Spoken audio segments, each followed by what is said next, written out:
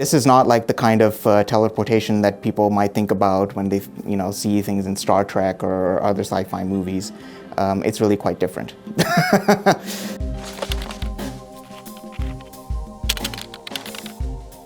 My name is Sumeet Khatri. I work on things related to quantum computing, quantum communication, basically all things related to quantum.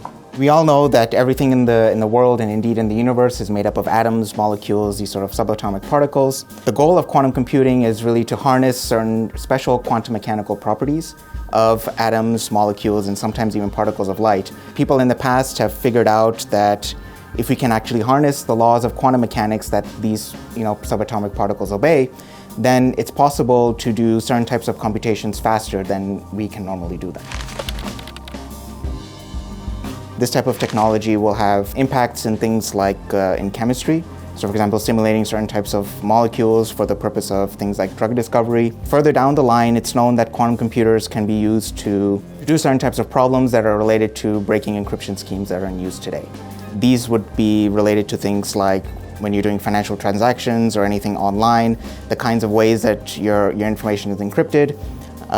It's known that quantum computers can actually break these kind of encryption schemes. So quantum computers, if they rise to the level that we envision them to, would have an impact on these for sure. Right now, there are some small-scale quantum computers that are available for use. There are some big companies that are in this game and also many startups as well. So I would say that they're still in the sort of prototype stage where people, for example, scientists would make use of them to do certain experiments, small-scale demonstrations.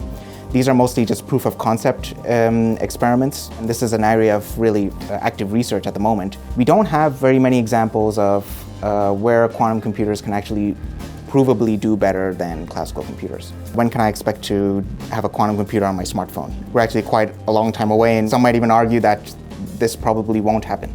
It might be possible in principle, but we expect them to be used as a kind of a supporting device on top of current computers that already exist. So we don't expect quantum computers to replace our normal everyday laptops, desktop computers, and things like that. We do expect that they will be sort of, used for specialized tasks where we know that they can do a better job. Right off the bat, quantum computers cannot be used to go faster than the speed of light or things like that. It's also different in the sense that, there are certain things that we have in quantum information, things like teleportation. This is not like the kind of teleportation that people might think about when they, see things in Star Trek or other sci-fi movies.